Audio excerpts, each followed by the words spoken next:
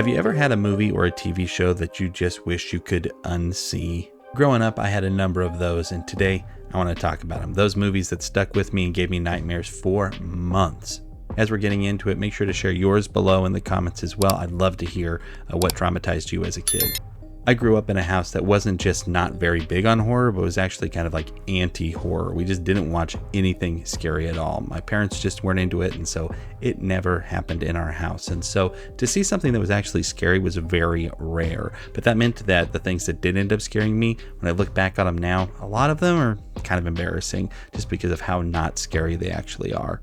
The entries we're going to talk about today are everything from sitcoms to actual horror movies, and so let's go ahead and just dive into it with my number 5. Ernest Scared Stupid is a flat-out comedy, but there's still some parts in there that really scared me as a kid, so much so that I did not watch this for a very long time after I watched it for the first time.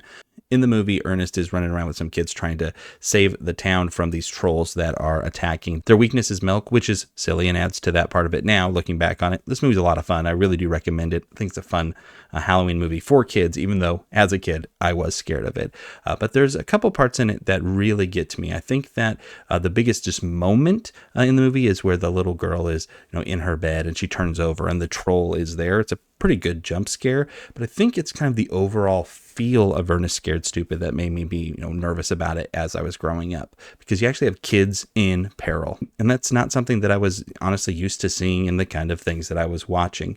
Seeing that happen to the kids and hearing them scream as they're being turned into those little statues, it really stuck with me for a long time. But out of all of the things on my list, this is the one I revisited the soonest, and I was able to kind of just see that for what it is, which is just a fun comedy. Terminator 2 Judgment Day is a great action movie. In fact, I think it's one of the best action movies ever made. But when I first saw this on TV, there was a moment in it that really stuck with me. And it isn't like a moment of tension. It wasn't from anything that had to do with the T-1000, with the liquid metal or people getting stabbed by him. It's from the scene where John and Sarah Connor are trying to convince the scientist that hey, you got to believe us. This is actually a robot from the future. And the way that they prove it to him is they have Arnold cut the skin off of his arm. And the way that he just pulls the skin off like a sleeve, it was crazy to me. I think it was the first time I had ever seen anything like that, and I just could not get that image out of my head. Mars Attacks, directed by Tim Burton, is next up on my list, and again, a comedy that is just one of my favorite movies at this point. It just really just doesn't take itself seriously, and I love that about it. In fact, I made a video a long time ago. I think it was the second video I ever put up on the channel talking about why I like Mars Attacks so much. I've liked this movie for a long time, but it was not that way the first time I saw it. In fact, the first time I saw this movie, I didn't even finish watching it. The movie, if you don't know, is about aliens coming from Mars to Earth and just how stupid we are as humans and how we just give them a million different chances and they just constantly are stabbing us in the back and killing us. And it's one of the first big times that happens, and they're at this peace talk and they just start shooting everyone with these laser guns. And when they shoot you with the laser gun, you get turned into a skeleton. And there are a couple of images that happen in this big scene that I just stuck with me in my brain. And every time I'd close my eyes, I would see them happening over and over again. First one, Jack Black, who I didn't know at the time, getting shot with the laser gun and just disintegrating there. Another one, though, that was a really big one was Michael J. Fox, somebody I was very familiar with, liked in Back to the Future and everything, getting shot and his hand still being having skin on it, but the rest of him being a skeleton. And just this idea of this person who I was familiar with dying, I think it was one of the first times that I'd seen that happen. Now, with my first 3 entries there, I was able to kind of get over it pretty quickly, but with the number 2 and the number 1, these things really kind of messed with my head in a way that it altered the way that I would live my life. And so let's just get into it by talking about my number 2, and that's going to be the Stevil episodes of Family Matters. Family Matters was a sitcom about a family that lived in Chicago, and they're annoying neighbor Urkel. He was always inventing things, and the show got crazy as it went along, but it started out very grounded. But I really liked Family Matters.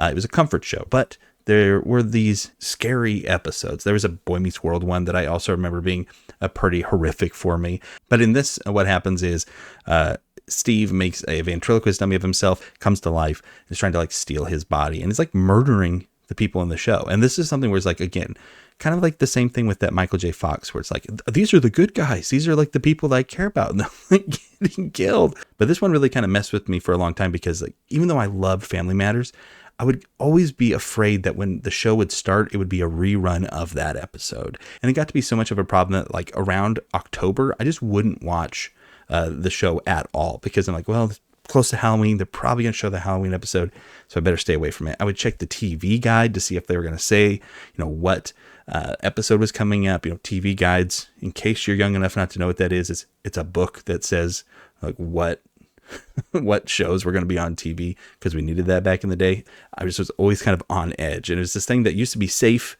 just kind of being corrupted and making me nervous in a way that, again, now looking back, it's pretty silly, and I laugh at those. And the sequel one with Carlsbad, it's great. They got a dance off in there, but it's one of those things where, like, I look back now and I kind of ask myself, like, why was I even afraid of this? But no, I definitely was, and it's something I'm ready to be honest with you about here. And then that brings us to the number one, Chucky from Child's Play. It's the story of a serial killer who gets killed in a toy store, and he uses voodoo magic to put his spirit into a doll, and then he's trying to get a human body. This one messed with me the most out of everything. And it's because Chucky was everywhere when The Bride of Chucky was coming out. Here's Chucky, the murderous doll from the new movie, The Bride of Chucky.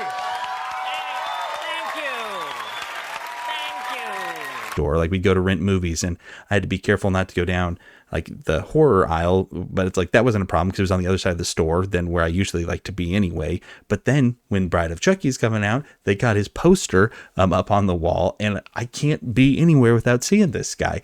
And this was all without even seeing the movie at all. But Chucky definitely was, for me, the absolute worst when I was a kid. But like I said, at this point, glad to say that I've overcome that. But, like, as a 35-year-old dad, it's probably good that I'm no longer terrified of this, because I got to walk down those toy aisles with my kids. So you just can't keep a good guy down. It's crazy to look back and see what scared us back in the day, and then, hopefully come around on it, as we grow up. But if there's anything that you're still afraid of to this day that you were scared of as a kid, I'd love to hear about that in the comments and just kind of hear from you as to, like, why you think that is. Thanks so much for stopping by. I really appreciate it. If you did like the video, make sure to like and subscribe. It helps me out. It'll help you out, be able to find future videos that I put out. And I hope to see you when you do check out the next one that I do put out. So until then, you take care. Happy Halloween. I'll see you later.